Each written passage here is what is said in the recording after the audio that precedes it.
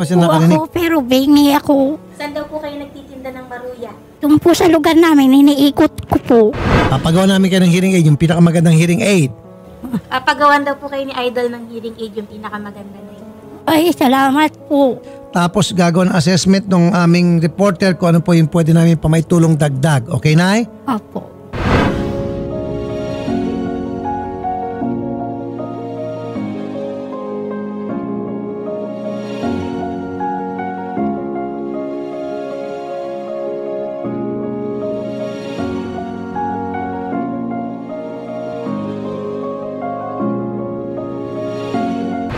Nay, kailan po nag-umpisa na kayo po ay nawalan o naging mahina ang inyo pong pandinig?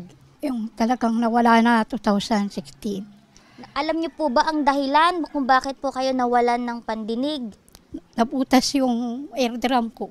Bakit po? Sa kalilinis ko, na-infection siya. Dala ko na kasi siya nung pang bata pa ako. Ngayon, nung tumanda na ako, parang lagay ng Makati, hanggang nagkaroon na infection siya. Ano po ang epekto po nito na nawalan ho kayo ng malakas na pandinig? Ang tingin sa akin ng tao, inutil ako. Ang tingin nila sa akin, wala akong silbi. Huwag ako intindihin. Kasi pingi ako kahit sarili kong kasama. Hindi nila ako pinapansin. Kaya kausap kasi pingi nga ako.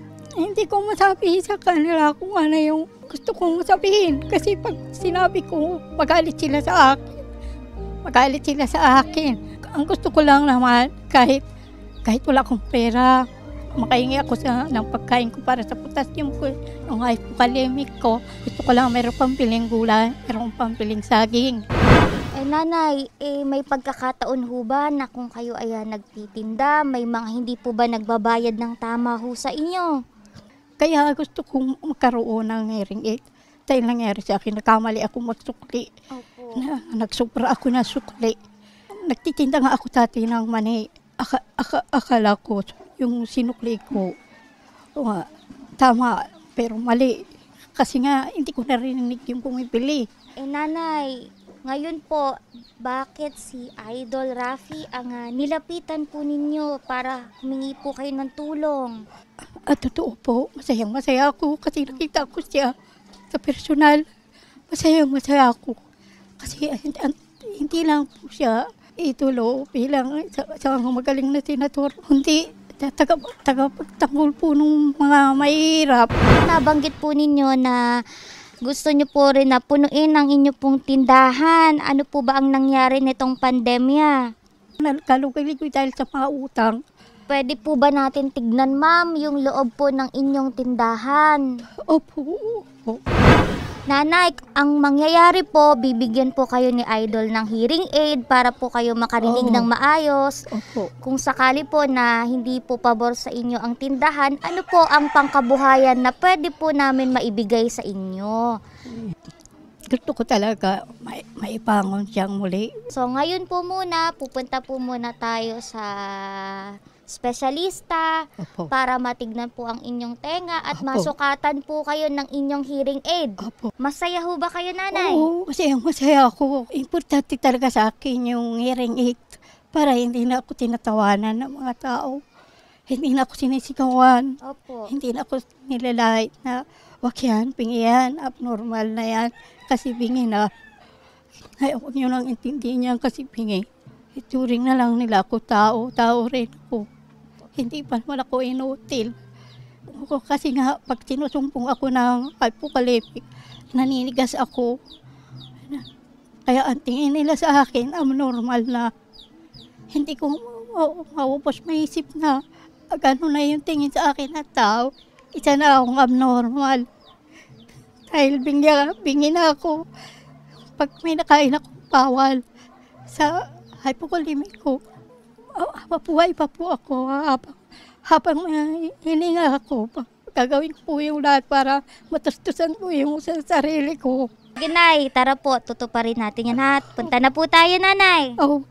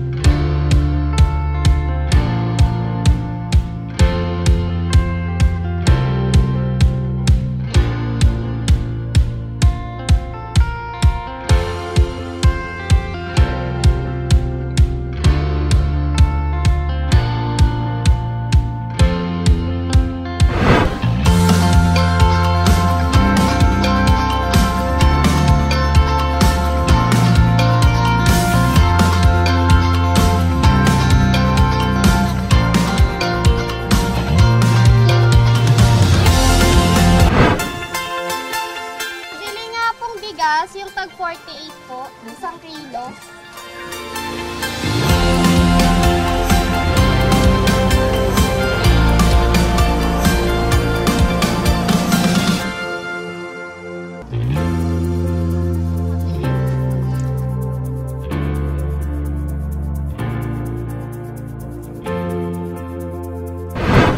One, two, three.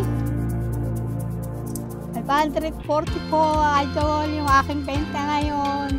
Maghapon, ito po yung benta ko maghapon. Maraming salamat po sa bintang binigay niyo sa akin. Okay na okay po, maraming salamat po.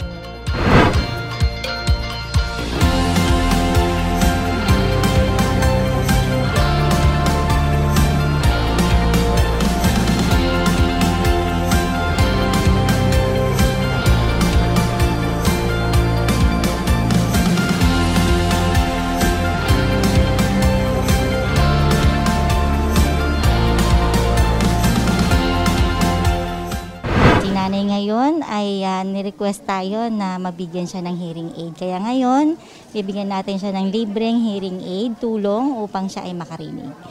At marami pa rin naman tayong mga services na, medical services na pwedeng ibigay. Like yung ngayon, nandito tayo sa Share Eye Center for their free cataract operation, pterygium removal, and check-up. May free check-up po tayo sa comprehensive eye check-up. So, request lang po kayo at kung ano pa po yung maitutulong namin, hanggat kaya namin ibigay po ng Alay Kalusugan. Bilang pagtulong sa amin pong kapwa, nandito po kami, nananawagan kung sino mga may kailangan sa aming serbisyo, medical, for free eye check-up, free eye consultation, cataract operation, pterygium removal, FA, lahat po yan, maging health screening. We provide free health screening kung kailangan. At bumababa rin po kami sa iba't ibang lugar sa inyo pong mga barangay kung saan lumalapit kami sa bawat barangay, kahit kasulok-sulukan, bundok man yan, pwede po kaming pumunta doon for the medical mission. Papasalamat po ako kay Ma'am Yet na sponsor na magbigay sa akin ng hearing aid para makarinig na ko ng maayos. Para pang nagtitinda ko, naiintindihan ko na yung mga pumipili. Kasi nahihirapan talaga ako madinig yung mga maiinang busis. Hindi ko talaga maririnig. Maraming salamat po sa inyo na nagkakaloob sa amin ng libreng hearing aid sa katulad namin. Nawa, palain kayo ng Diyos sa inyong mabuting kalooban. Sa kagaya namin, walang kakayang pumili ng hearing aid. Maraming salamat po. At nakalaki pong tulong yung hearing aid sa akin kasi madalas ako pinapahiya ng asawa ko sa mga tao. Saka yung ibang tao, sinasabihan nila ako, bingi ka kasi. Bingi ka kasi, kaya wala sa iyong kumakausap, pati bingi ka. Kaya napakalaki tulong po sa akin yun. Kasi parang inaapakan na yung aking pagkatao. Pagka sinasabihan akong bingi ka, kasi bingi ka, kaya hindi mo sila naririnig. Pero ayoko manliit sa sarili ko. Sabi ko, kahit ako bingi, naririnig naman ako ng Diyos. Hindi ako pinapabayaan ng Diyos. Yun lang ang lakas ko, ang Diyos lang. Kahit sabihan ako ng bingi, ng kahit sino, ang aking sanggalang, ang Panginoong Diyos. Nay, ngayon po ay Salamat. isusukat na po sa inyo po ni Ma'am.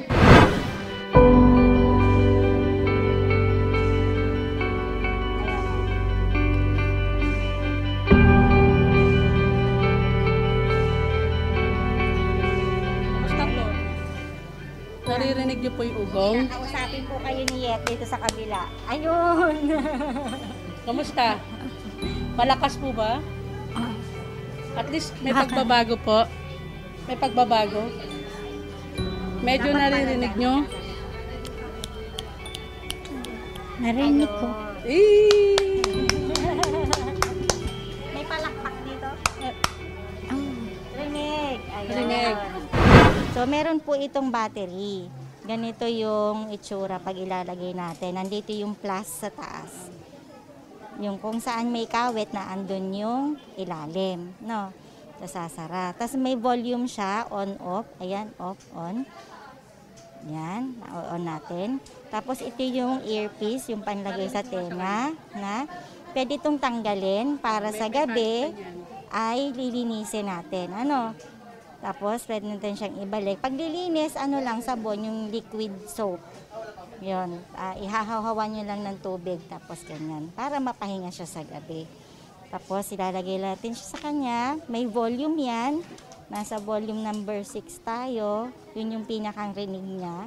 Kasi pwede natin i-adjust mas mababang volume, pwedeng mas mataas na volume. Ayun. Tapos, ilalagay natin sa tenga ni nanay. Sa umaga, paggising niya. Ayun. Para sa gabi, papahinga yung tenga niya. No? Lalagay ulit natin. Paglalagay, ito tingnan mo. Lalagay dito sa butas, tapos ikakawit sa tenga. Yan, okay? Yan. O, Nay, okay na po? Okay na po. Okay na. Salamat tayo sa Diyos, syempre. Hindi naman niya tayo pinapabayaan. Yan. Ingat po kayo, Nay.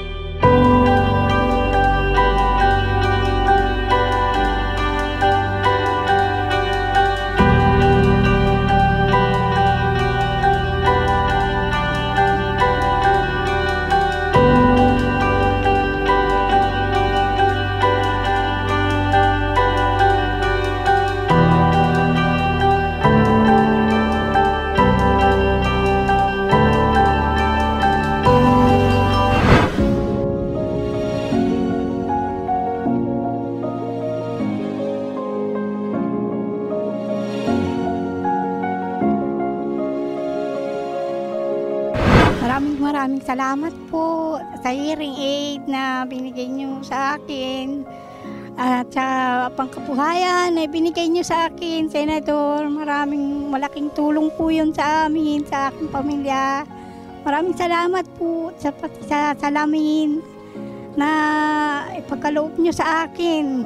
Nawa, pagpalain kayo ng Diyos at laging maging malusog. Ingatan kayo. Maraming salamat po sa lahat ng tulong niyo, Senador. Maraming salamat po.